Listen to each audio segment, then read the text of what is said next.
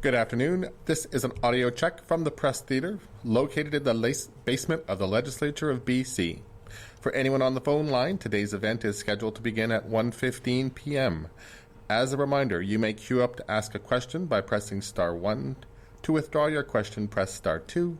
Media will be limited to a single question. Thank you.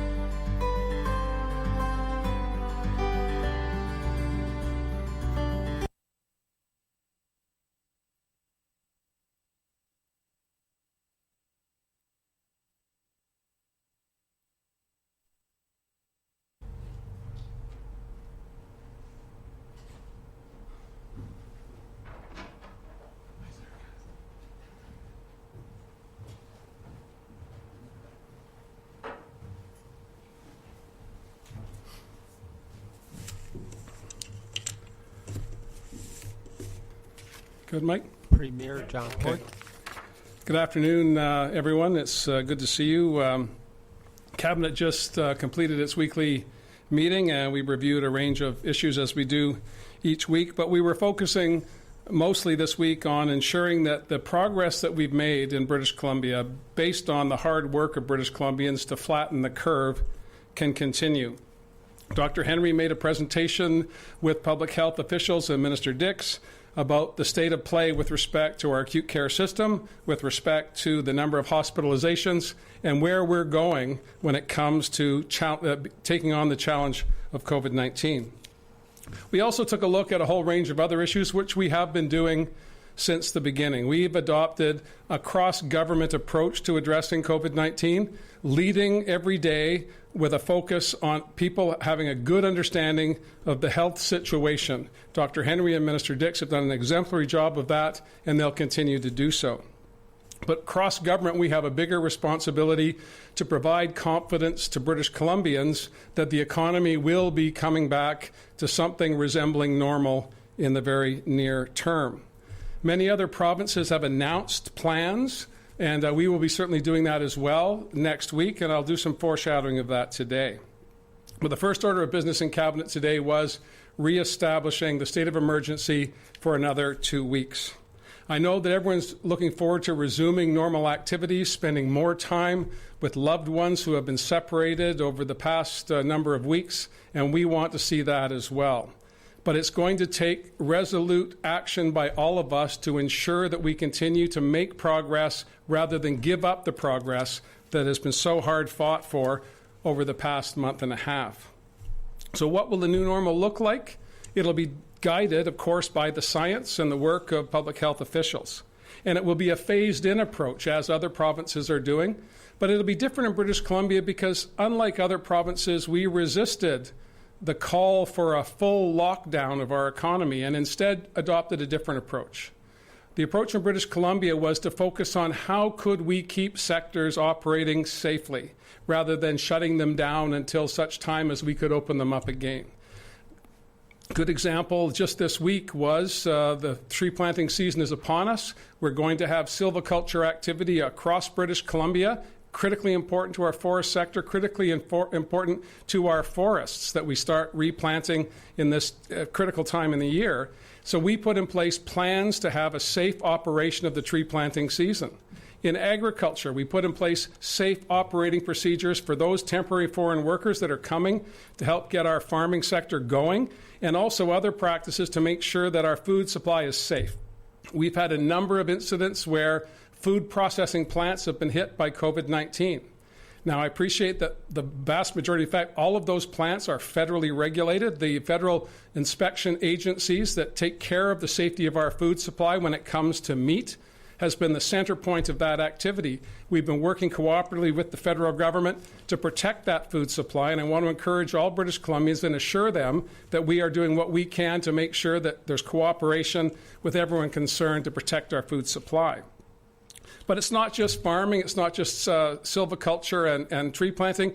In the construction sector, this week Quebec announced that they were going to reopen their construction sector in the middle of May.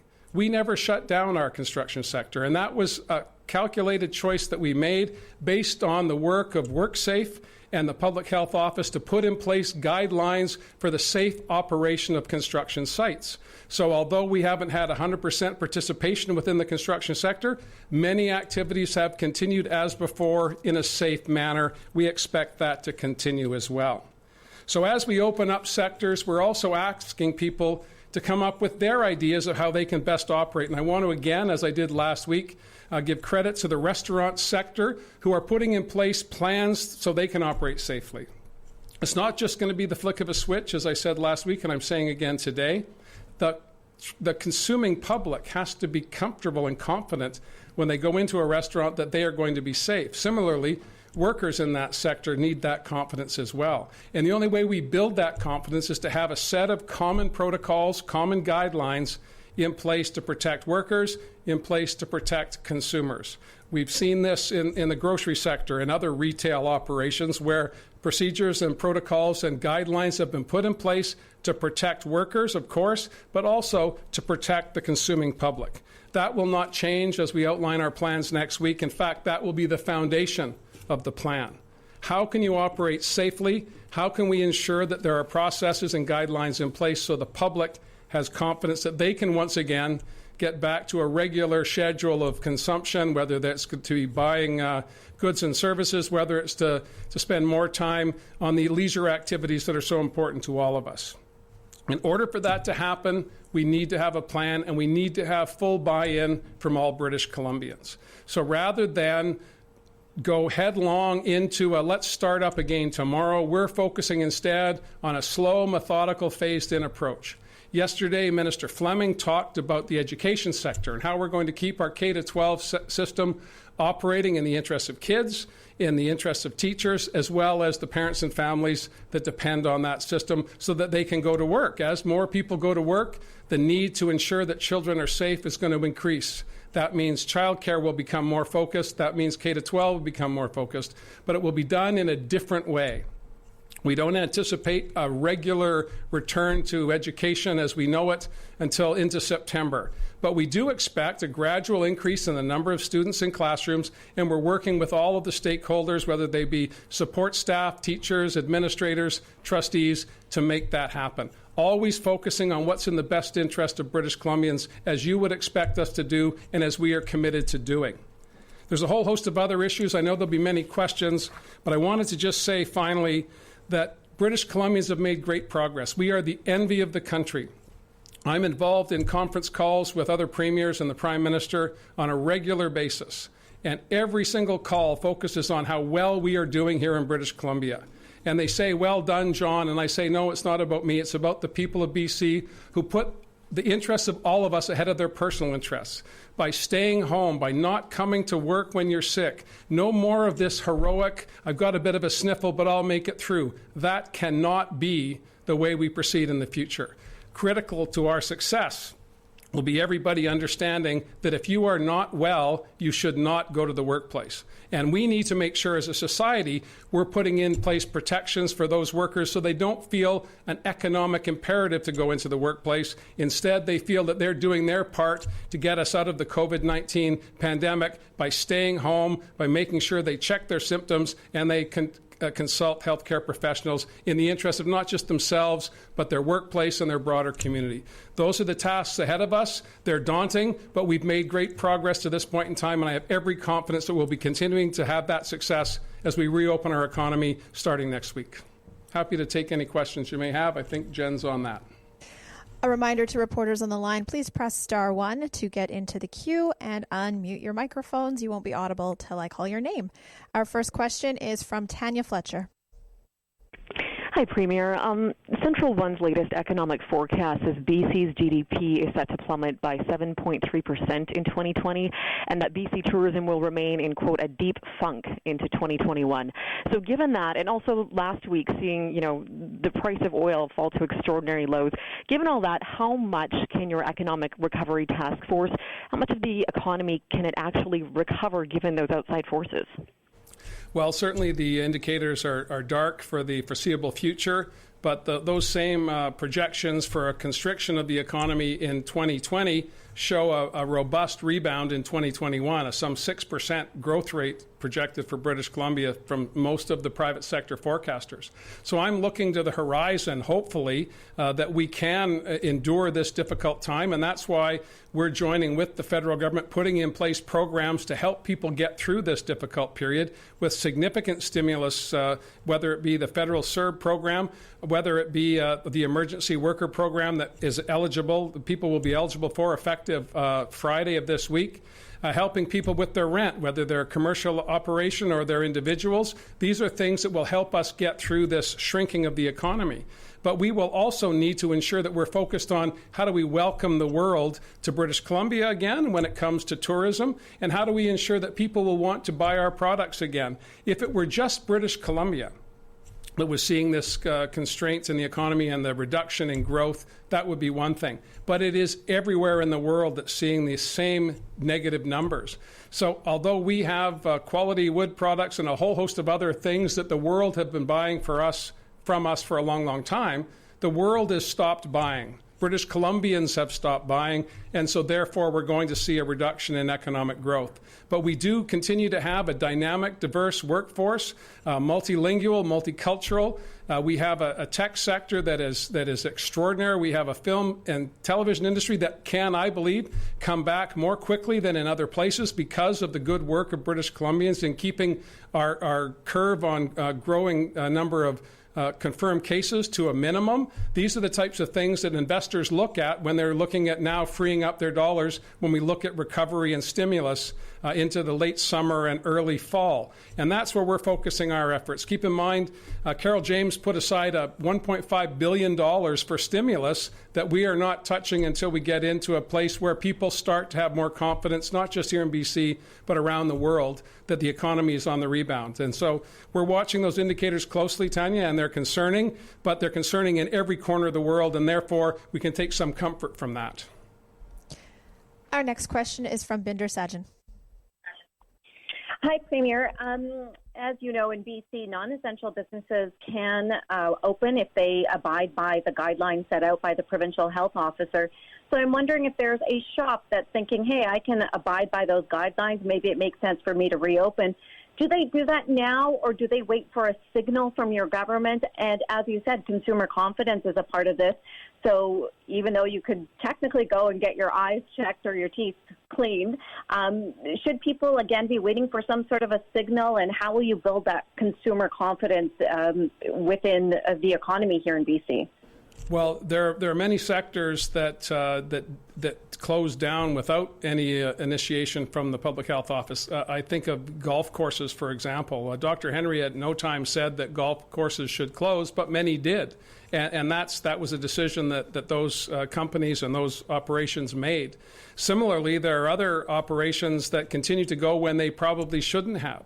It's absolutely critical that we get our dental services back up and running as quickly as possible, but that is a high-risk area, and Dr. Henry and her staff are working with the Dental Association on how best to get back into regular operation in that area. And we've asked, as I say, WorkSafe to work with public health officers to make sure that sector by sector we can have guidelines that companies and others can understand fully so that they can start to reopen in the days ahead.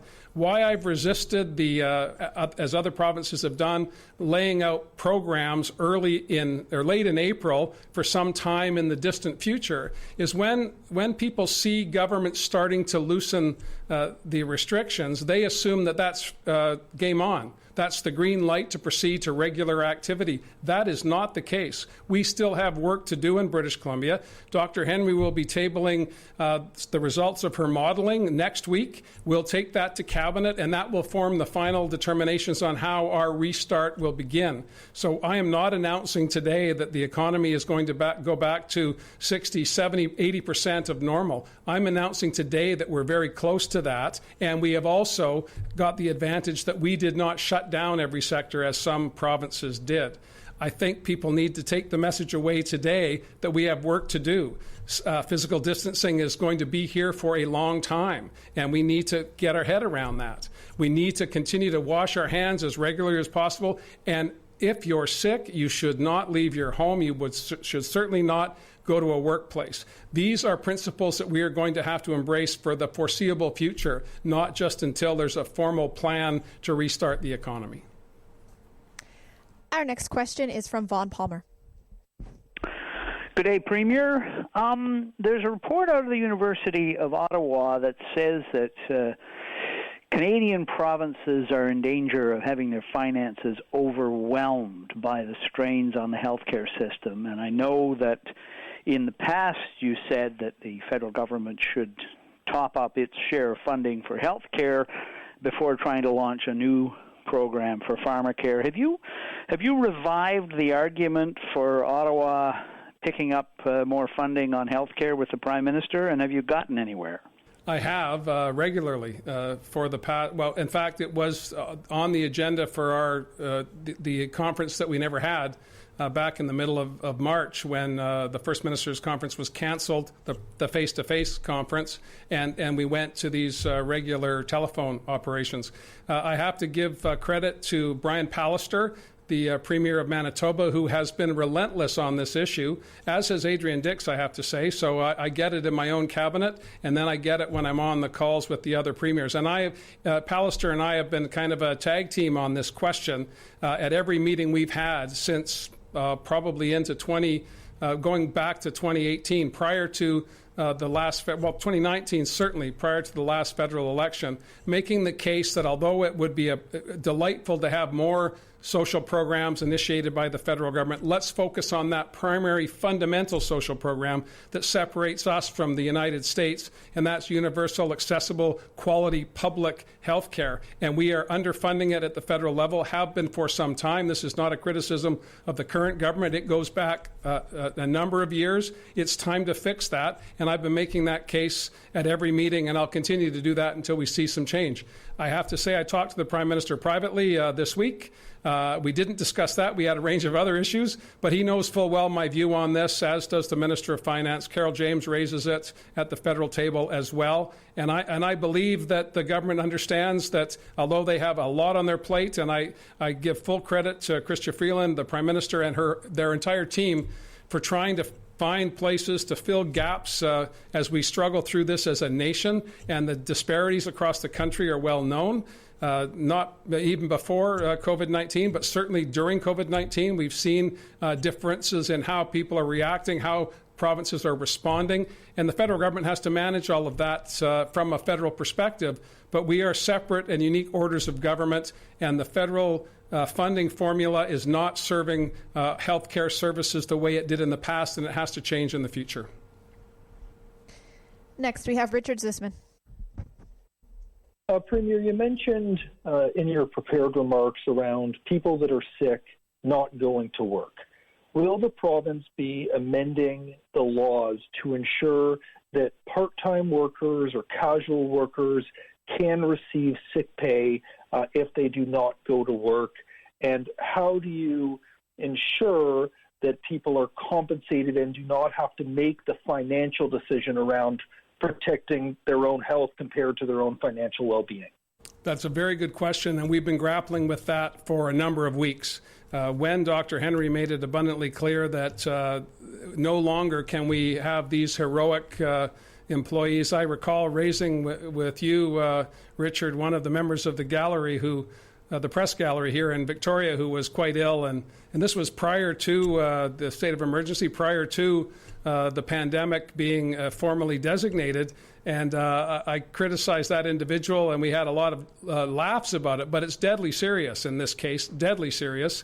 And what we discovered with the poultry facilities, for example, is that the majority of the cases that were connected to that one site were people that were still working, including the federal inspectors. Now, that just can't continue, but the economic imperative for many in our economy to go to work regardless of their physical circumstances so that they can make ends meet is a big challenge.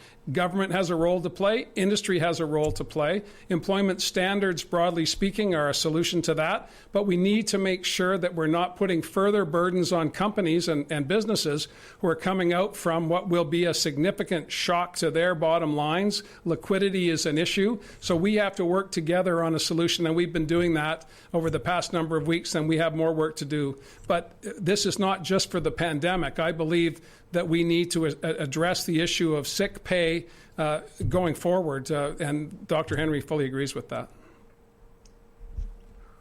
And I didn't plan it, but Mary Griffin is next. Hello, Premier. Hello. Thank you for taking my call. I was speaking with Professor Saul Klein from the School of Business up at UVic today, and also with the Canadian Federation of Independent Business, and they were talking about the importance of the province having a plan. And you've said that you're going to outline that next week, but would it not be, because they both referenced consumer behavior is so critical right now, to slowly unravel perhaps ahead of time, just to give some perhaps confidence to the economy?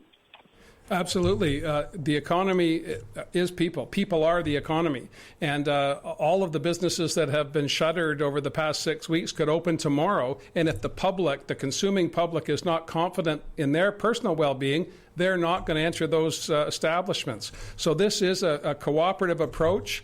And I didn't want, as other provinces have done, lay out a plan talking about the future, because that gives a signal to the broader public that all is well. You can come out of your home and get back into regular behavior. We are not there yet. Dr. Henry's been pretty clear on that. We're in a good place, a very good place relative to other jurisdictions.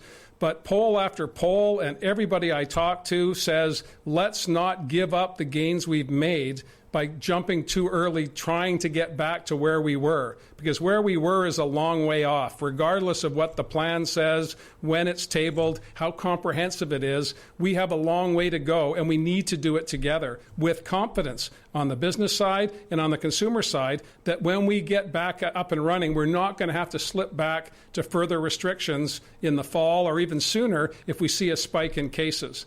That's what's been guiding us. We do not want to give up the position we have in Canada as the jurisdiction that's been focusing on public health first and foremost, and trying to fill, because of the strength of our economy before the pandemic, we're trying to fill those gaps as best we can to keep people going and to have confidence that in this, all of us in this together will be successful. Next up, we have Samir Kaushal. Hi, Premier. Premier, as far as the BC's self-isolation plan is concerned, how many passengers have returned to Canada via BC, and how many of them have been sent to quarantine sites from airport? And can you also clarify that whether they have been quarantined because of the fact they did not present the sufficient self-isolation plan, or because of the symptoms of COVID-19?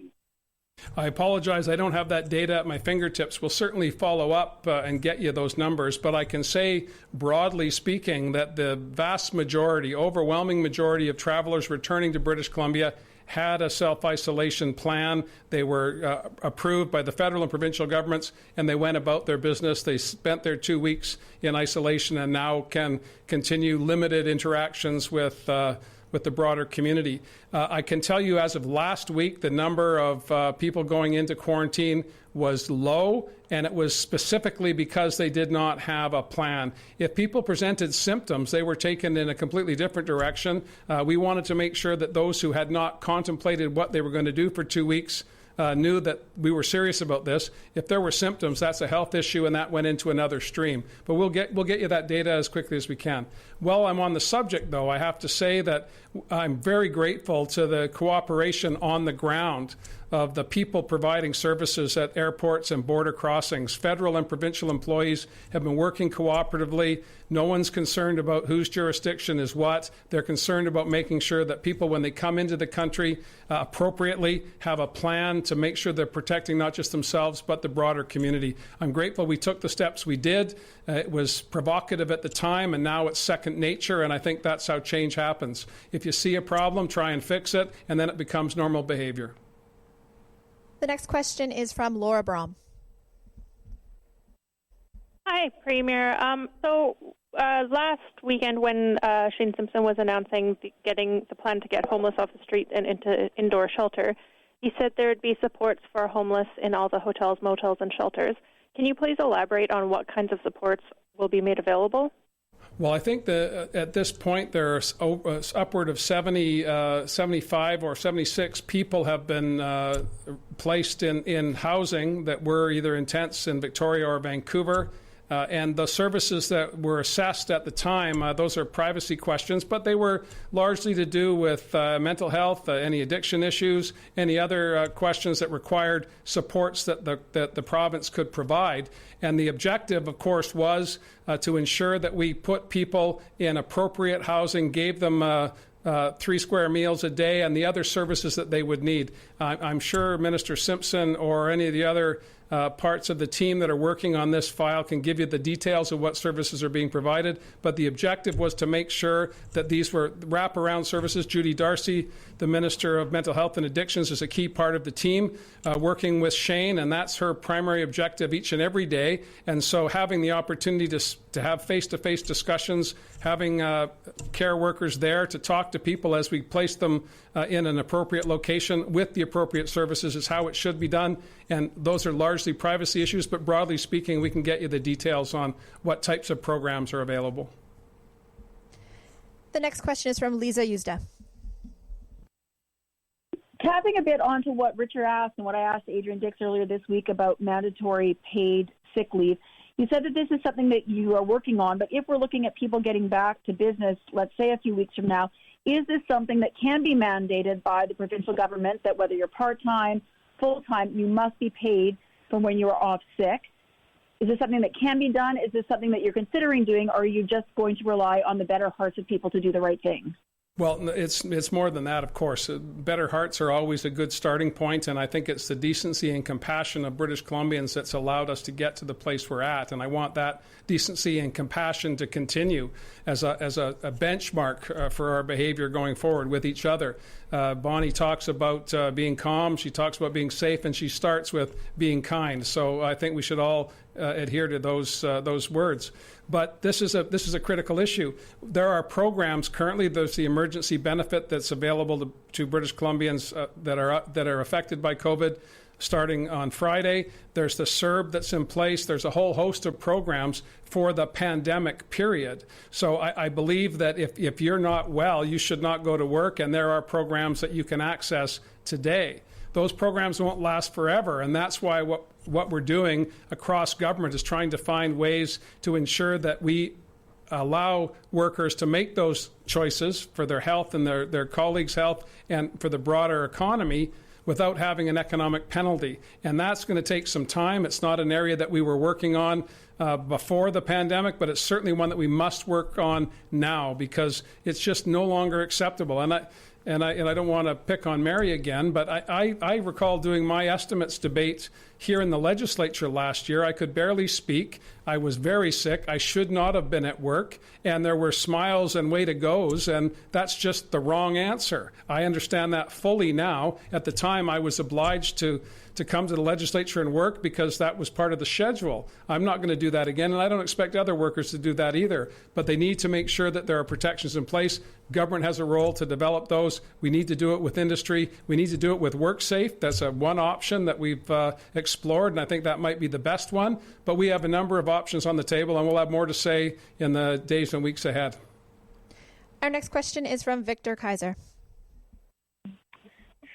Hi, Premier. Thanks for taking my question. Was wondering if you're able to definitively say if workers in places like grocery stores or at these food processing, meat processing plants that have outbreaks, will they be able to claim, if their claims go into WorkSafe for job-related illnesses, will they be accepted, treated the same way as healthcare workers perhaps who make similar claims when they have COVID-related illnesses? Because we've got word that about half of the claims in so far were not from the health sector. Thank you. Well, I know that WorkSafe, on their own initiative, not any direction from government, is looking at presumptive cases right now. And I'll leave it to WorkSafe to work with the existing rules and guidelines. But what I can say is that we want to make sure that no one goes to work ill because they feel they have an economic imperative to do so. And that's a challenge that existed prior to COVID, but has been made, shine a big light on it as a result of particularly the issues at the poultry facilities. Now, those individuals can apply for CERB. They can apply for the emergency benefit if they are off work for a period of time because of the illnesses, COVID in this case, but it doesn't have to be COVID to be able to have the good sense to not come to work.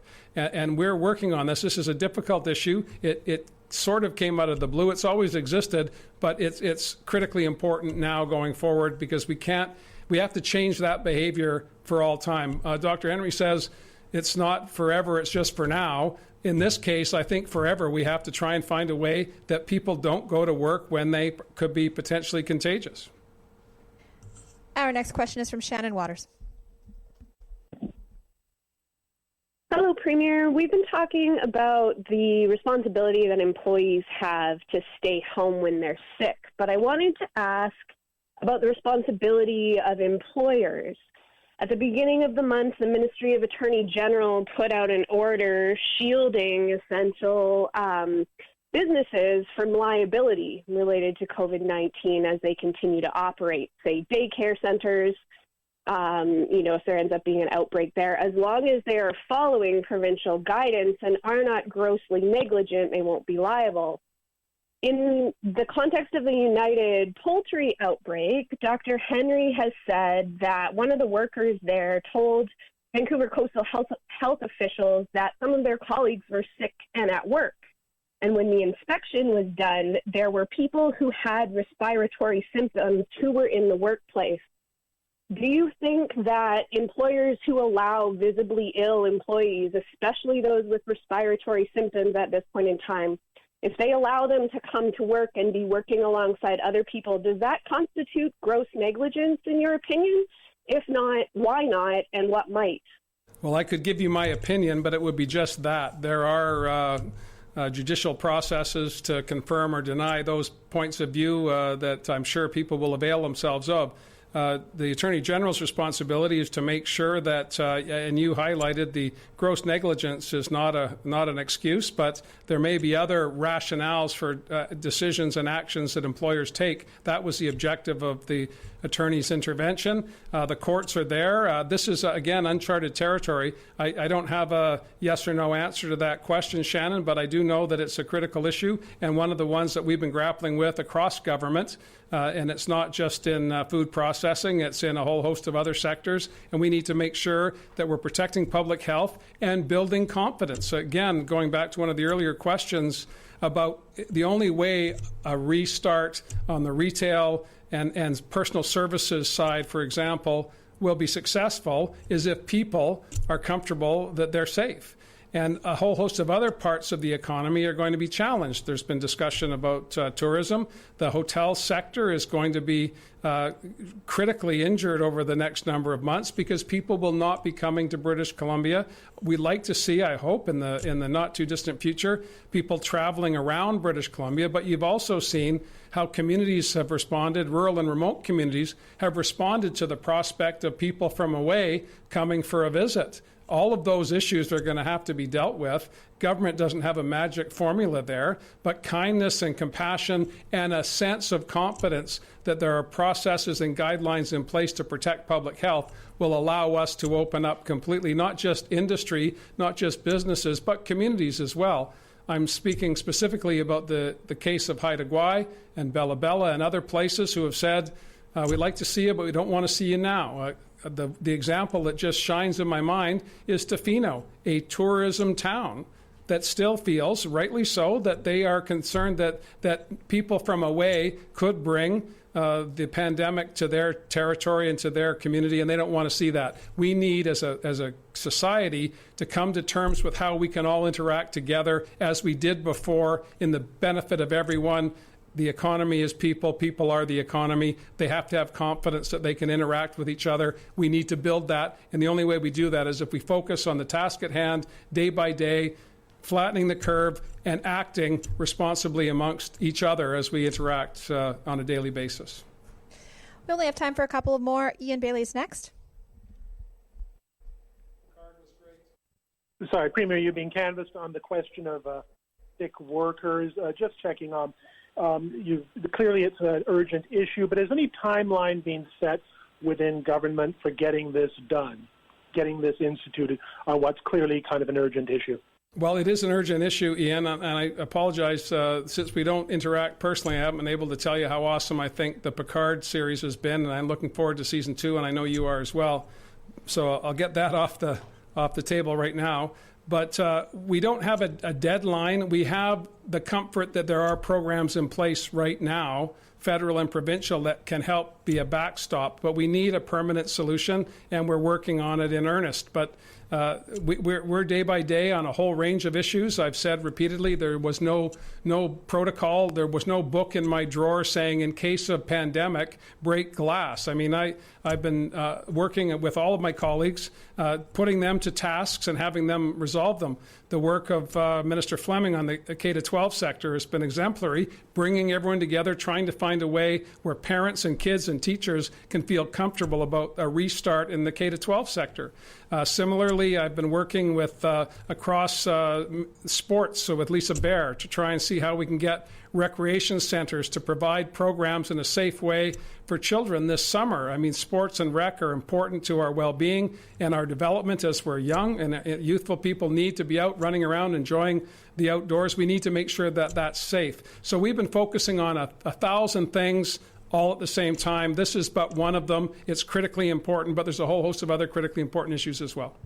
Our next question is from Robert Brown. Hello, how are you this afternoon? Good. How about you? Are you there? You bet. Yeah, you mentioned, obviously people are the economy, economy is the people, tourism, we're up here in the north. You mentioned symptoms and heroic workers. Right now, the north, according to Northern Health data, we're at about just over 1% even tested. How are next week's plans going to reflect the north if there's no data beyond about the 1% that has been tested as of today? Well, the testing regime has been developed by public health. I'm not going to second guess that. I leave that to Dr. Henry and her team. We have led the country in terms of outcomes. Tragically, 105 people have lost their lives. That's an impact on families that no one wants to have happen to them. The number of cases has been manageable, but the testing regime is Dr. Henry's purview, and I leave that to her. Will we be looking at all of the data that we have available to us as we go forward? Yes. Is there going to be regional differences? I would say yes again. One of the reasons that we announced early our rural, remote, and Indigenous community health plan, our primary health plan, was because we felt that waiting for perfection was not going to be in the best interest of rural and remote and isolated communities. So we put resources in play, whether it be ambulance services, primary care networks, fixed wing and helicopters to get people to acute care facilities if they need them. So we've been developing a whole host of solutions to problems before they emerge. And so in the Northern Health Authority, the number of cases is very low. That's very good news.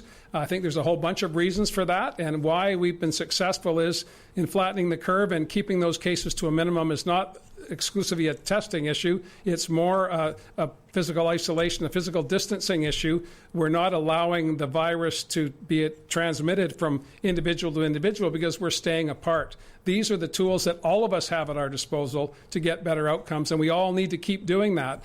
And that is why we resisted early release of a plan, because we're not there yet. Those parts of the economy that are ready to go, they're working independently. They're working with government to make sure that when the day comes, next week we'll be announcing the plan and we'll go from there.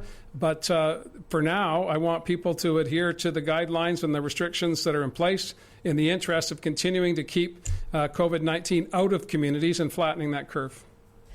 And our last question is from Keith Baldry. Hi, Premier. This is a little out of left field, but I know you're a big sports fan. I know the Victoria Shamrocks are near and dear to your heart. Sports teams, both amateur and professional, seem to be lining up with their hands out to government, looking for subsidies to maintain survival. Can you see your government ever be in a position of providing subsidies, given there's a lot of competing priorities right now? Well, that's very true. I'm a big sports fan, and it's not just my I love going to the games. I love watching them on television, but it's a tremendous economic stimulus as well. The impact of the Canucks in the playoffs for the beverage industry is significant.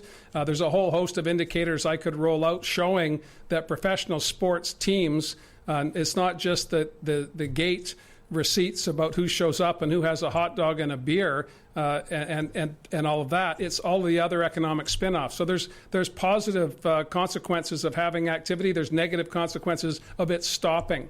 We'll take a close look at everything that comes forward. I think people get jaded if they're not sports fans and they look at the salaries that many athletes get paid. I'll tell you that lacrosse players don't get paid that much. Hockey players do, and CFL players are somewhere in between.